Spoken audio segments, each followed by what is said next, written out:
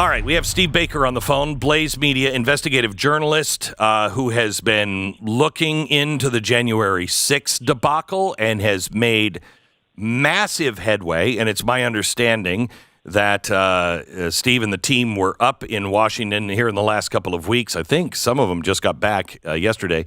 Spent a lot of time with the January 6th footage, full access now because of Steve.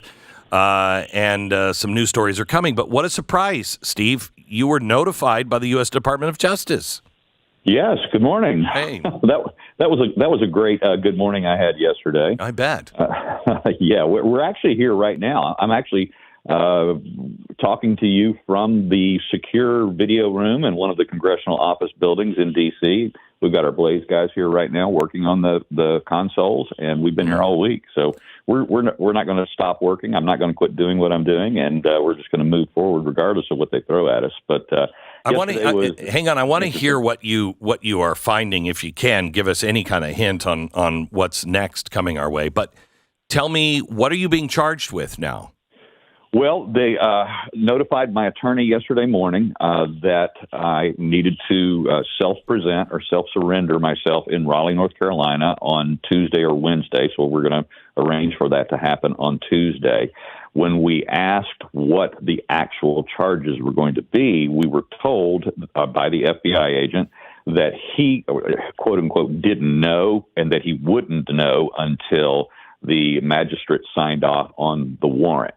Now, they are telling us that I'm going to just be processed and then released on my own recognizance, that I will not be detained, I'll not be held overnight, and that then, of course, I will be subject to whatever the magistrate decides to put on me. I don't know whether that will include surrendering of my devices because, again, we haven't seen the warrant. I don't know if that's going to include a surrendering of my weapons. I don't know if that's going to include any gag orders of any types.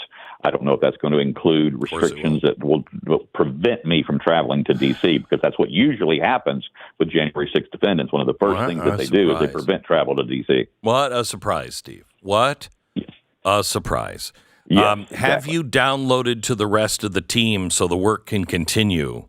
Have you downloaded what you know and what you're looking for and so the rest of the team can continue if you can't go in?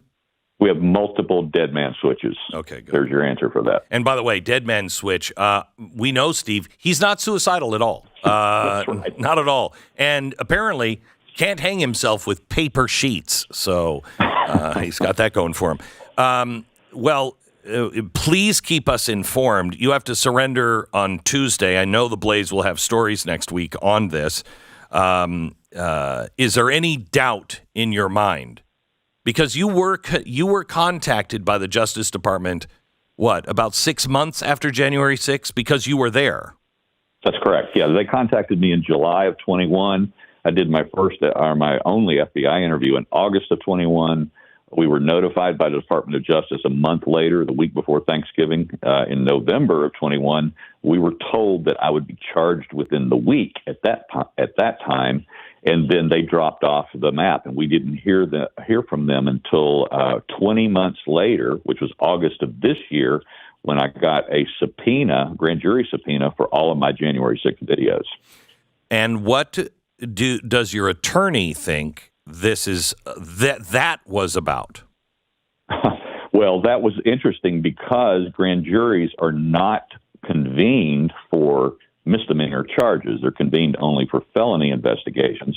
Now, that doesn't mean, because we don't know and they won't tell us anything, that maybe they just wanted my videos for somebody else's investigation.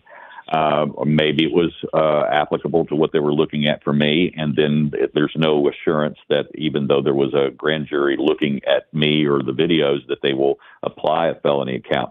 Well, look, we can assure the world right now, because actually one of our guys right here is harvesting every second of me in the Capitol right now. Good. We're going to show the world in advance, long before this thing ever goes to trial or any such nonsense, that obviously at any point, any time when I was on campus, there was never any violence, never any property damage. There was never any untoward behavior. I didn't wear Trump gear. I didn't parade. I wasn't carrying a flag. You didn't stand on a bench, did you? God forbid. I did do that. Oh, boy. There is a federal law against that. I know there is. So I may have to plea down to bench standing. But but wait, you did that not as a protester, as a journalist to get a bird's eye view, right? Yes, that's exactly what I did. I got up and away from the crowd, above the crowd, so I could record what was going on in the room, and that was in the crypt below the rotunda where I did that. And so it's going to be an interesting presentation well in advance of whatever the government is putting together, because we'll be able to lay it out and show side by side that there were 60 other journalists that we are aware of that traveled through the same breached doors. And of course, I didn't arrive till after several hundred people were already in the Capitol. But there were 60 other journalists, many of those who in fact went through those doors but long before I did, or were at the very initial breach, that have never been charged. It just really all comes down to, Glenn, who they were submitting their stories and their videos to at the time.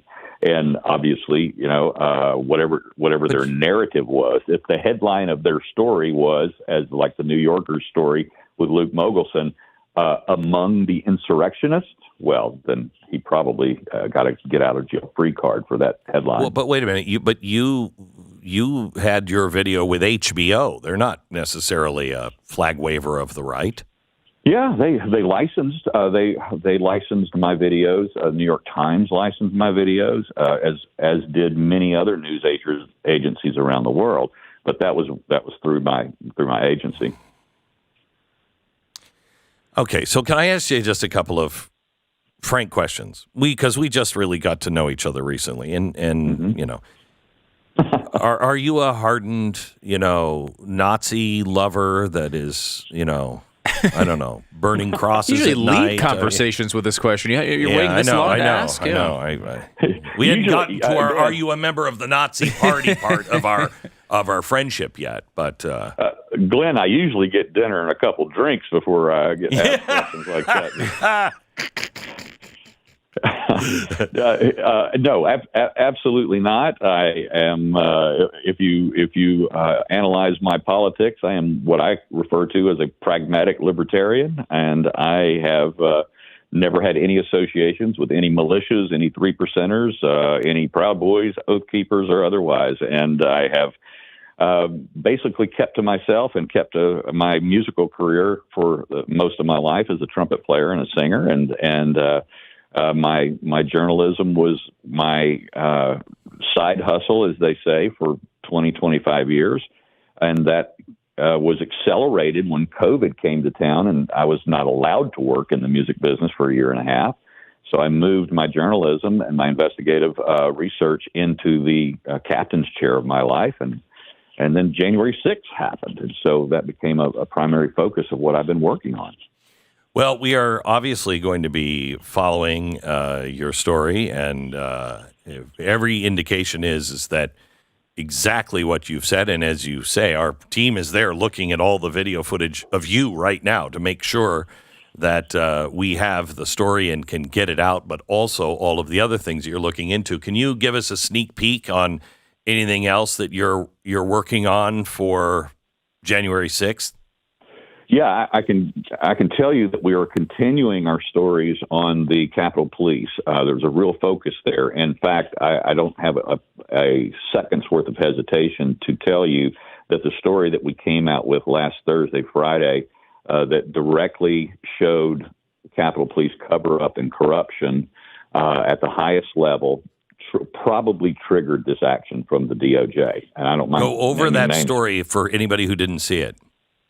Yeah, the story was that a particular police officer who we have been covering issued a anonymous letter on Capitol Police letterhead back in May of 21. It was highly partisan, highly political, major violation of the Hatch Act, major violation of the Capitol Police rules and regulations for their officers.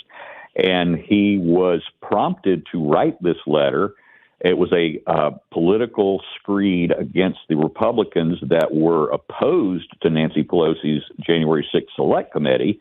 And as a result of a prompting he got from Representative Raskin, of all people, and that was a situation where he took Raskin's prompting and went and created this letter, and then also solicited help from the Capitol press pool.